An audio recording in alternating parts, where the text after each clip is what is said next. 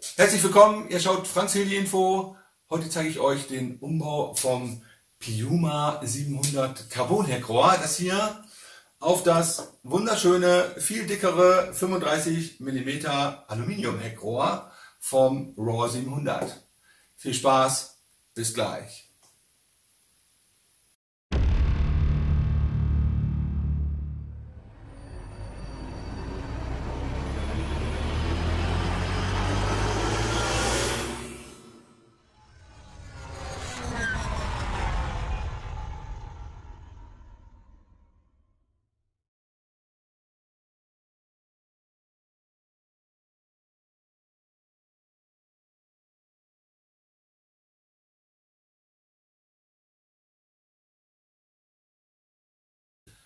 Hier stehen sie, meine beiden Piumas. Der ist bereits bekannt, wenn man die Videos kennt. Da habe ich mal einen Baubericht drüber gemacht, das verlinke ich euch hier oben. Und da oben neu aufgebaut, der weiße. Alle beide haben bereits das 35 mm Aluminium Heckrohr. Ein umfangreicher Umbau, zeige ich euch gleich anhand von vielen, vielen Bildern, die ich gemacht habe. Aber bevor ich das mache, muss ich ein bisschen erzählen, warum habe ich mir diese ganze Mühe gemacht und habe das wunderschöne Carbon-Heckrohr hier. Warum habe ich das ausgetauscht gegen ein Aluminium-Heckrohr? Was auch noch schwerer ist, ne? Ist auch noch schwerer als das Carbon-Heckrohr.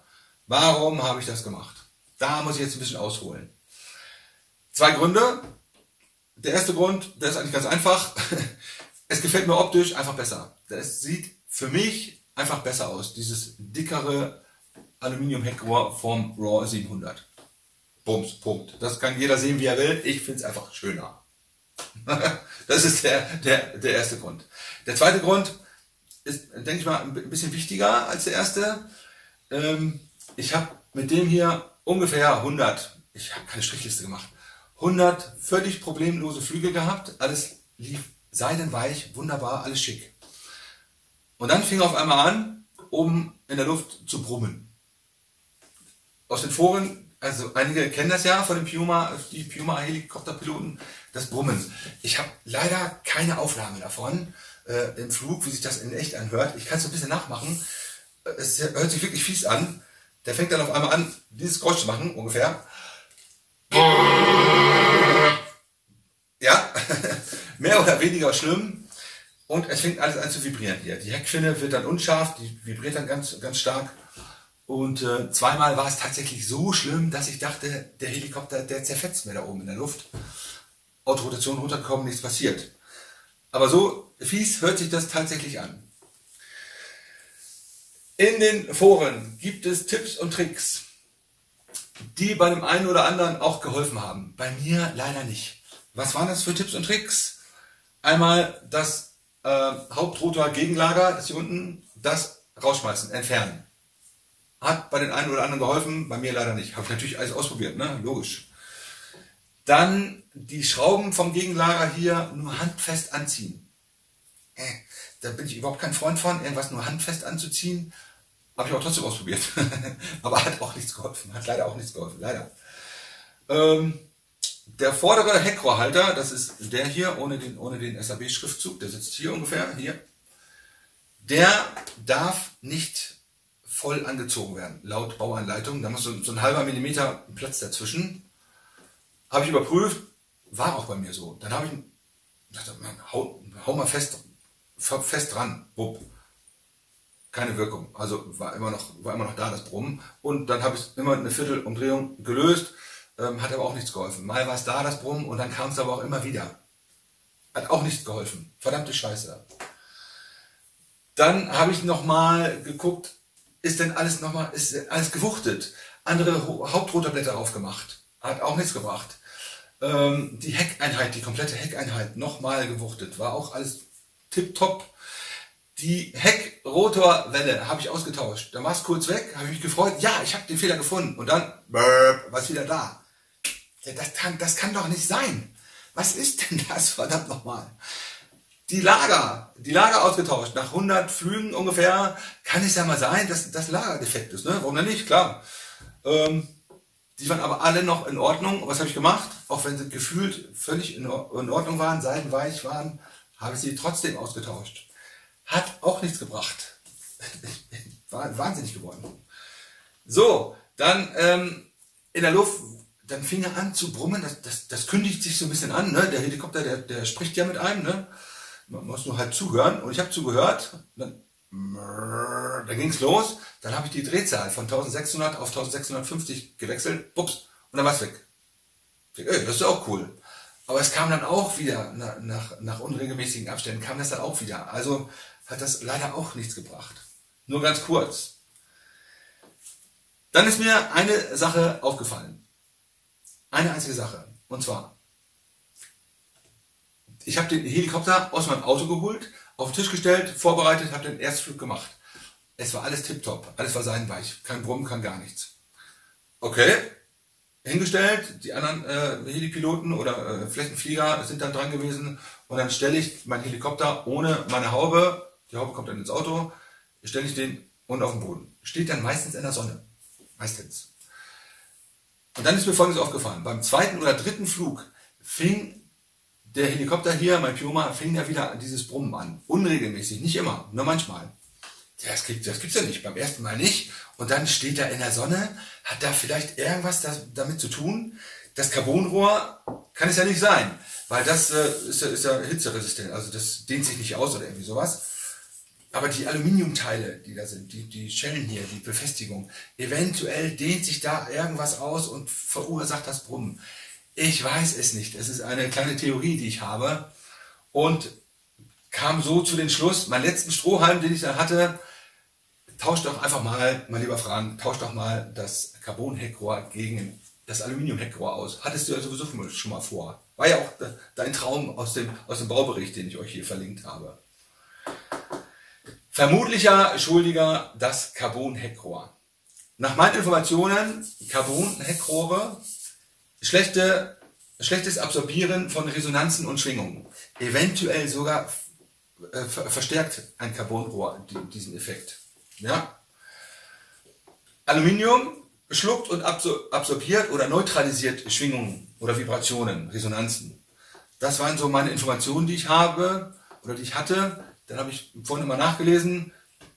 Es gibt einige Hersteller, jetzt die Carbonrohre herstellen, ja, also nicht Helikopterhersteller, sondern Carbonrohrhersteller, und die beschreiben ihr Produkt mit hervorragende Vibrationsdämpfung.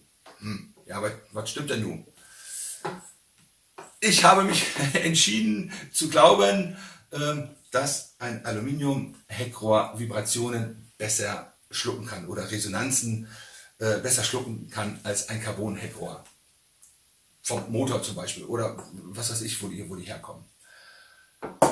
Das habe ich für mich also so entschieden, und dann habe ich mir gesagt, ran ans Werk, Umbau des Piumas vom Carbon-Heckrohr auf das Aluminium-Heckrohr.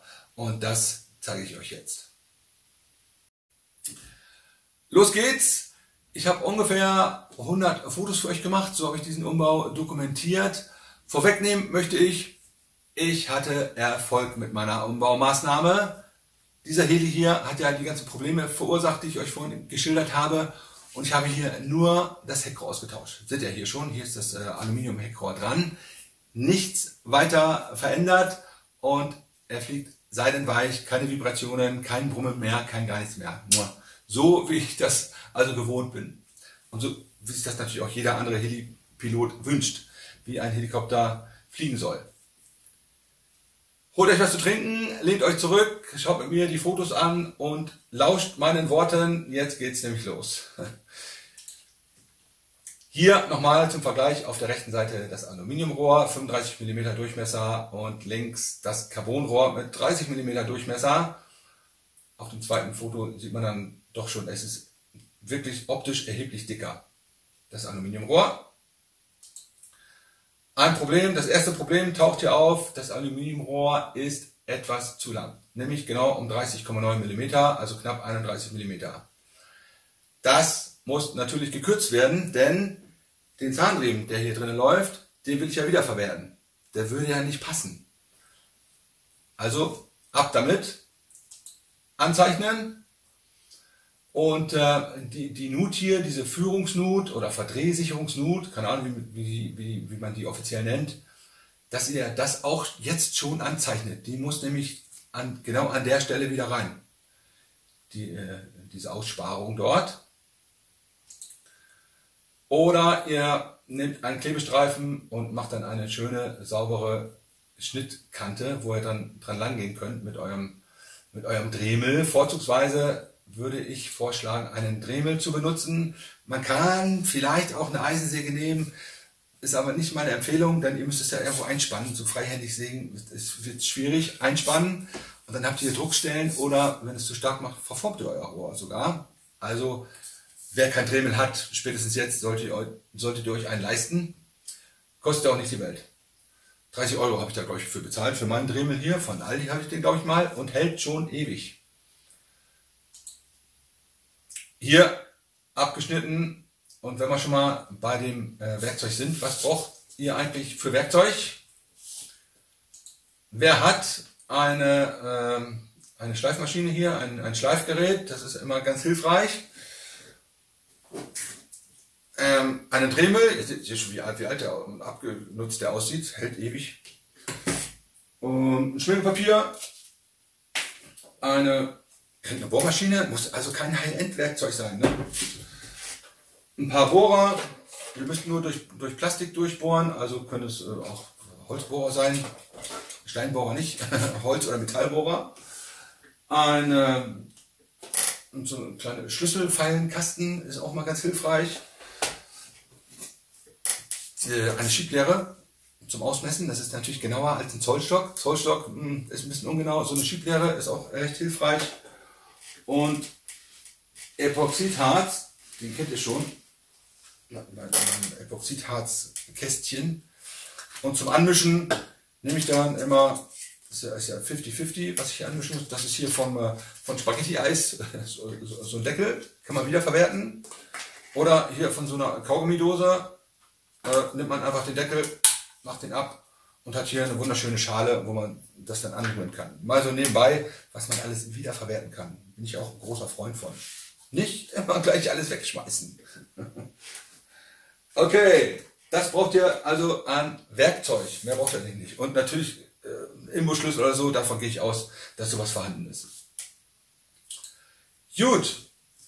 Nächste Foto, Arbeitsvorgang, machen wir hier weiter. Die Nut hier, die muss natürlich auch noch ausgefräst werden. Und ihr seht schon hier, wie ich das anzeichne. Ich habe es ja rot angezeichnet. Alles, was rote Farbe hat, muss also weg. Das kann man sich dann ganz gut merken. Dann fräst man auch nicht zu weit oder zu viel. Wenn kein Rot mehr da ist, dann muss man aufhören. Mit einem anderen Fräskopf hier macht man noch die Rundung. Kann man die noch rausfräsen und dann war ich hier etwas voreilig. Ich habe das alles schon entgradet mit den Schlüsselfeilen, aber wer genau hinguckt, der sieht es auch. Die Breite stimmt noch nicht ganz von dieser Nut. Die muss nämlich in den vorderen Heckrohrhalter, da in diesen Block, da muss die rein und die Nut muss sein, nicht 5,95 mm, sondern hier habt ihr das auf dem Foto, 7 mm. Also nochmal wieder anzeichnen, seht ihr hier, alles was rot ist, muss dann wieder weggefeilt werden. Diesmal habe ich es mit einer Feile gemacht. Und der Erfolg ist da 7,02 mm. Nochmal alles wieder entgraden und dann ist alles wieder schick. Um zu schauen, ob wir oder ich in diesem Falle, ob ich gut gearbeitet habe, seht ihr hier, schiebe ich das Carbonrohr in das Aluminiumrohr hinein und die Schaschlikspieße, die ihr da oben seht, die passen durch die 4 Löcher. Und wenn ihr dann das Rohr umdreht auf der Vorderseite, kann man dann genau sehen, ob diese Nut auch an der richtigen Stelle ist und ob beide Rohre auch tatsächlich gleich lang sind. Wer genau hinschaut, das Aluminiumrohr ist hier ungefähr nicht ganz 1 mm länger. Viel, viel länger darf es auch nicht sein. Wenn ihr 2 mm zu lang lasst, dieses Aluminiumrohr, dann kriegt ihr den Zahnriemen vorne nicht mehr über das Riemenrad. Dann schafft ihr es nicht mehr. Also ihr müsst schon genau arbeiten über 1 Millimeter brauchen wir uns jetzt nicht streiten, aber wenn es bei 2 oder 3 Millimeter sind, da ist es dann tatsächlich zu viel. Okay, dann das nächste, was ich für euch habe, es gibt jetzt ein Problem, und zwar das Heck. Das Heck passt jetzt natürlich nicht mehr, denn das Heckrohrgehäuse hat ja 30 Millimeter. Das klödert dann da drinnen natürlich rum. Jetzt ist eine Möglichkeit, das Originalheck einfach zu bestellen, sich zusammenzustellen vom Raw 700, aber das kostet ungefähr 120 Euro. So ein paar Teile passen vom Puma, also muss man dann nochmal 120 Euro ausgeben. Genau das wollte ich aber nicht. Ich habe ja schon, habe ich ganz vergessen, ich habe ja schon für das Rohr hier, habe ich ja schon 36 Euro ausgegeben. Zurzeit kostet es 36 Euro. Was also tun? 120 Euro nochmal extra ausgeben? Nein, habe ich überhaupt keinen Bock drauf. Also überlegt, ich muss doch irgendwie ein Distanzstück mir zusammenbauen können. Und nach langer Suche habe ich auch etwas gefunden. Ich habe gefunden eine Klebemuffe.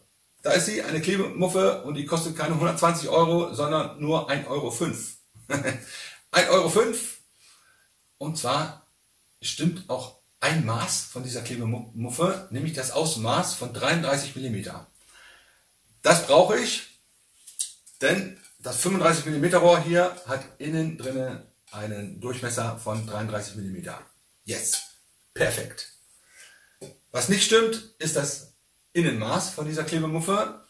Das hat 25 mm und ich brauche 38 mm, ne? Weil das hier hat 28, ne? 28 mm, habe ich 38 gesagt? 28 mm, denn das hier hat 28 mm. Dann muss das aufgebaut werden. Also wer hat noch eine Drehbank, wäre nicht schlecht, oder so wie ich kenne jemanden, der eine Drehbank hat und der damit auch umgehen kann. Das ist der Siegbert, ein Nachbar von mir. Siegbert, vielen Dank für deine gute Arbeit. Den habe ich diese Klebemuffen gegeben. 6 Stück habe ich mir gleich geordert. Die habe ich ihm also gegeben und sagt, hier Siegbert, ich brauche mindestens 2. 4 kannst du versauen, 2 brauche ich. Sagt er, ja, kein Problem, für deine Helis bestimmt wieder, war ich sage, ja, genau, für meine Helis.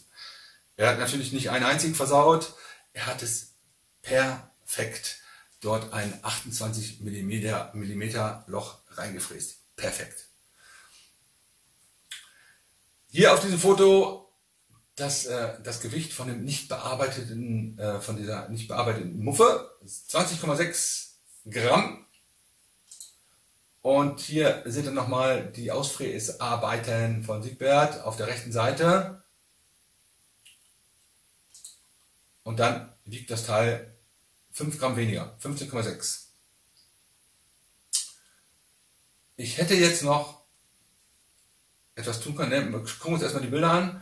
Hier ist das Gehäuse von der Heckeinheit, und die passt wirklich perfekt jetzt in dieses Distanzstück. Ich streiche Klebemuffe und sage jetzt dazu Distanzstück. Da passt es dann rein und so wird es dann aussehen. Okay. Das wird dann noch angeschliffen, dafür braucht ihr euer Schmirgelpapier, und dann wird das mit dem Rohr verklebt. Das wird dann mit dem Rohr verklebt und die Hülse wird dann einfach nur hinten reingesteckt. Ich hätte jetzt noch ein paar Gramm sparen können, komme ich gleich auch nochmal zu. Ich habe ein paar Gramm habe ich noch rausgeholt, aber hier hinten ist ja so ein Anschlag, habt ihr vorhin gesehen auf dem Foto.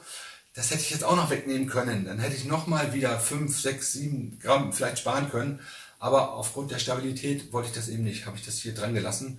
Vielleicht bei dem nächsten Experiment nehme ich das auch nochmal weg. Ja, das wo hier dieser Klebestreifen dran ist, wenn ihr es sehen könnt.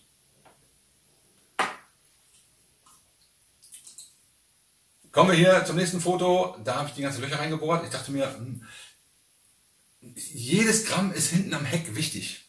Denn je weiter muss ich den Akku nachher, um den Schwerpunkt wieder hinzubekommen, nach vorne schieben.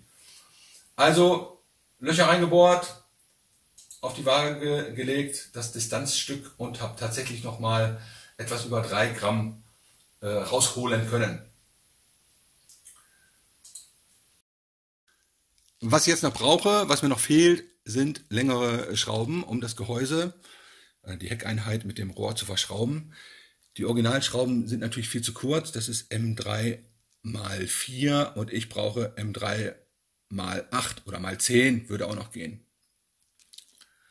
Ich habe natürlich das große Glück, hier vor mir liegen 30 Jahre Modellbau und da hat sich so einiges angesammelt an Schräubchen.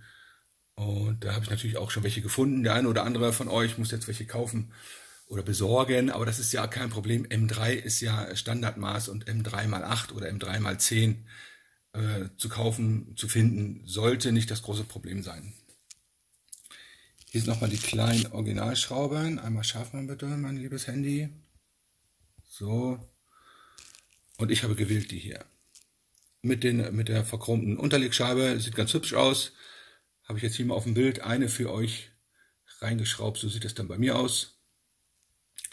Oder in schwarz mit Unterlegscheiben oder hier einen ganz anderen Kopf. Das bleibt natürlich euch überlassen, ganz klar. Und von innen, hier habt ihr nochmal ein Bild von innen. Bei der 8 mm Schraube wird das Gewinde von der Heckeinheit voll ausgenutzt.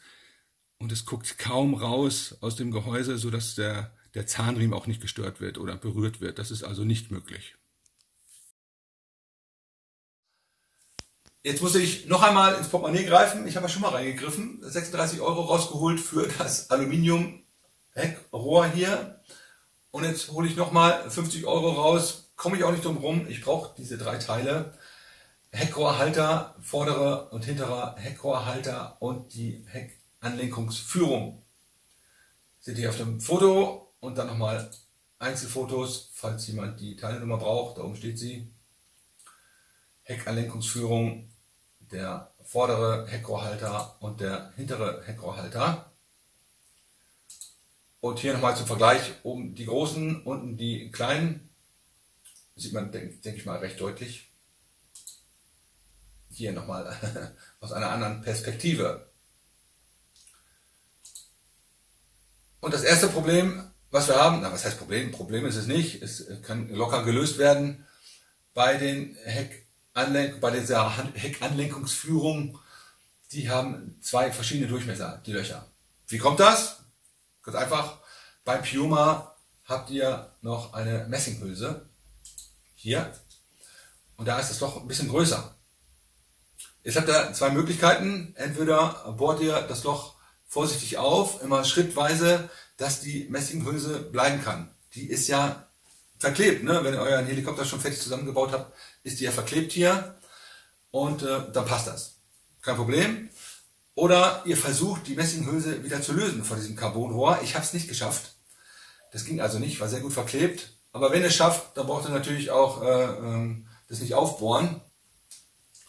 Dann nehmt ihr einfach euer Carbonrohr, klickt es dann dort rein und diese Messinghülse, die kriegt ihr jetzt aber auch nicht mehr raus. Die kriegt ihr nicht mehr runter von diesem Carbonrohr und die schiebt ihr dann einfach hier nach vorne. Bei dem weißen habe ich so gemacht, den habe ich ja neu zusammengebaut. Da war die Messinghülse noch nicht verklebt, aber die war schon drauf.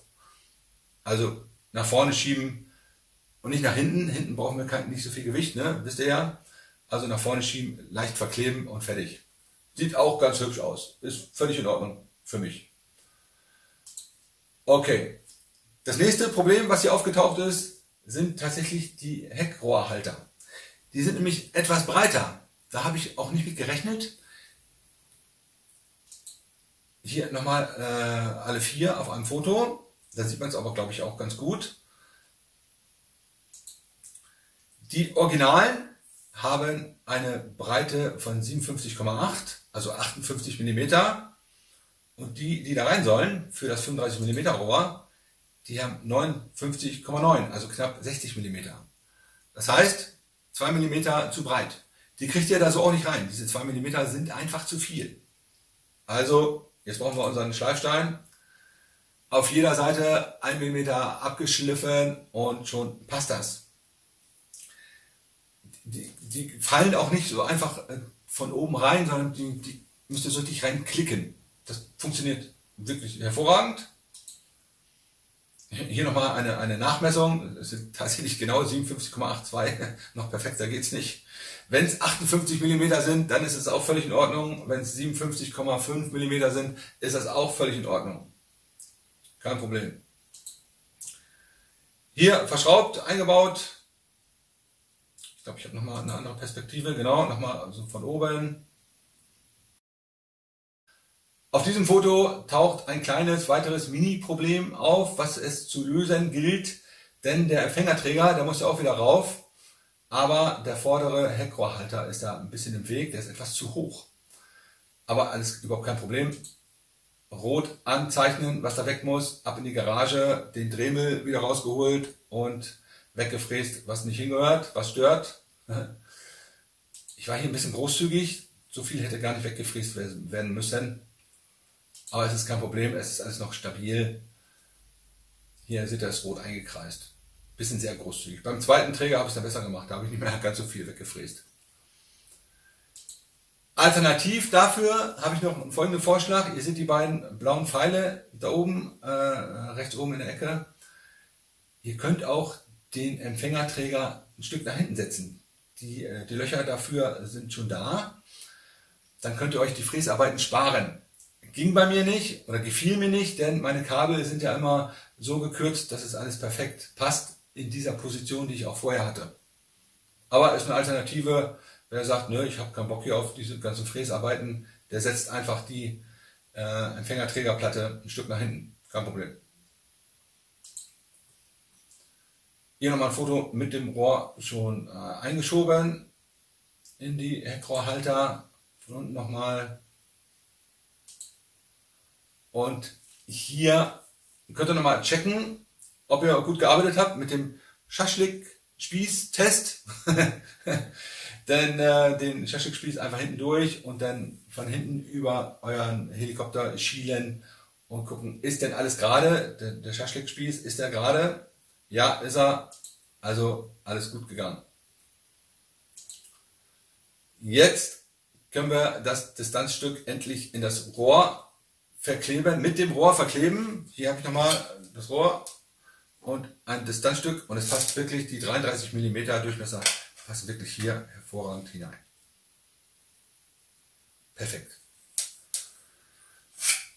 Epoxidharz nehme ich eigentlich immer. Ich liebe Epoxidharz, 5 Minuten Epoxidharz. Dünn einstreichen und mit dem Rohr verkleben. Wenn der Kleber ausgehärtet ist, könnt ihr hier auch ganz locker mit der Bohrmaschine und einem Bohrer, natürlich in der richtigen Größe, ich weiß jetzt gar nicht, 3 oder 3,5 mm, die Löcher reinbohren. Und die sind dann natürlich auch perfekt, weil wo ihr rein müsst, das seht ihr ja. 4-mal die Löcher gebohrt, fertig. Und so sieht dann das fertige Produkt aus. Aus verschiedenen Richtungen fotografiert und es sieht aus, als ob es ab Werk so gehört. Finde ich zumindest. Es gibt da keinen großen Unterschied.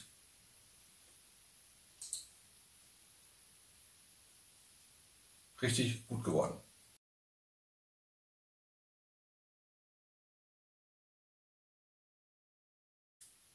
Und hier habt ihr nochmal zur Erinnerung ein Foto im Hintergrund, das Carbonrohr. 30 mm im Durchmesser und im Vordergrund das Aluminiumrohr mit 35 mm. Ich habe die Position natürlich extra so gewählt, dass das Aluminiumrohr im Vordergrund ist, weil es einfach geil aussieht. Das verstärkt natürlich die Wirkung nochmal ein bisschen, verzeiht mir das, aber ich finde es einfach geil, dieses dickere Aluminiumrohr. Okay, das Carbonrohr im Hintergrund, das ist für mich Geschichte. Denn auch die Testflüge, die ich dann gemacht habe, mehrere Testflüge, seht ihr hier schon an meinem Grinsen. Ich war also wirklich hochzufrieden. Auch mit verschiedenen Drehzahlen, die beiden Helis angehoben und ich hatte nicht einmal das Gefühl oder die Befürchtung, dass dieses Dröhnen wieder auftaucht. Das war auch aus meinem Kopf verschwunden und aus den Helis auch. Vorher mit diesem Carbonrohr, diese ganzen Testflüge, die ich da gemacht habe, hier die Schraube gelöst, da was weggenommen und so weiter. Da war immer so das Gefühl dabei, na, kommt das Dröhnen gleich wieder? Ja oder nein? Kommt es gleich wieder? Ah, ich weiß nicht. Und das ist jetzt komplett weg. Es macht wieder super viel Spaß mit diesen beiden seidenweich fliegenden Helikoptern. Geil. 2 Sachen musste ich da noch machen oder habe ich gemacht. Das war meiner Meinung nach notwendig. Den Buffer, den habe ich hinten weggenommen, denn das Heckrohr selbst aus Aluminium, das wiegt ja ungefähr 40 Gramm mehr als das Carbonrohr. Und das Distanzstück sind ja auch nochmal 13 Gramm. Ihr erinnert euch. Um den Schwerpunkt wieder hinzubekommen, musste ich von hinten so ein bisschen das, was denn ging, nach vorne verlagern. Und da war der Buffer also dran, der kam nach vorne. Hier unter dem Regler habe ich den platziert, verklebt. Man kommt auch noch sehr gut ran, um den auszuschalten. Überhaupt kein Problem. Und den Lipo muss ich natürlich auch nach vorne verschieben für den Schwerpunkt, damit der Schwerpunkt wieder stimmt. Im oberen Bereich seht ihr die Lipo-Position mit dem Carbonrohr. Und darunter habe ich das Aluminiumrohr zur Verdeutlichung hingelegt. Da muss der Lipo ein Stück weiter nach vorne. Und zwar um ungefähr 26, 28 mm. Dann stimmt der Schwerpunkt auch wieder. Und es ist immer noch stabil auf der Schiene, der Lipo. Ja, sieht komisch aus hier, aber es ist wirklich noch super stabil auf der Schiene. Kein Problem. Das ist natürlich bei meinen Lipos hier, die wiegen 760 Gramm, die 5800er von SLS. Wenn ihr ein Lipo habt, der 820 Gramm wiegt oder sowas, als Beispiel, der muss dann natürlich nicht so weit nach vorne, ne? Der kann ein bisschen weiter nach hinten. Müsst ihr einfach checken, ob euer Schwerpunkt stimmt mit der Lipo-Position. Dann zum Schluss noch, fast zum Schluss, die Frage taucht immer wieder auf oder wird mir dann gestellt, was hast denn du für ein Setup? Haben wir hier der Motor, ein SK3 Heli Drive von Hobby King. Die alten Hasen von euch kennen den bestimmt noch. Sehr gute Motoren gewesen damals und sind es heute immer noch. Diesen habe ich aber neu wickeln lassen von Thomas Berger vom brushlesstuning.de. Schaut euch mal hier die Wicklung an. Oh, Hammer. Und hat für meinen Flugstil Power ohne Ende, völlig ausreichend. Und ist laufruhig, vibriert nicht und pfeift vor allem nicht. Diesen hohen Pfeifton hat er nicht. Alles gut, ich bin hochzufrieden mit diesem Motor. Die Übersetzung, ein 24er Riemenrad. Den Regler, Standard bei mir, ein Platinum 120A oder ein 150A. Und das Brain 2 als Flybarless-System und die KSD-Servos habe ich mir mal gegönnt. Die hier. Und ein Heckservo, das 7006er. Alles HV-Servos. Und als Drehzahl am Kopf habe ich bei 80% Regleröffnung im Store Governor, im eingelernten Store Governor 1600 Umdrehungen oben am Kopf. Das ist auch meine Lieblingsdrehzahl hier. Und bei 86% nehme ich aber ganz selten 1700 Umdrehungen am Kopf. Dann habe ich für euch noch im Anschluss ein kleines Flugvideo für euch gemacht. Ich verabschiede mich und sage vielen, vielen Dank fürs Zuschauen. Viel Spaß mit euren Helikoptern. Bis zum nächsten Mal. Euer Frank. Ciao.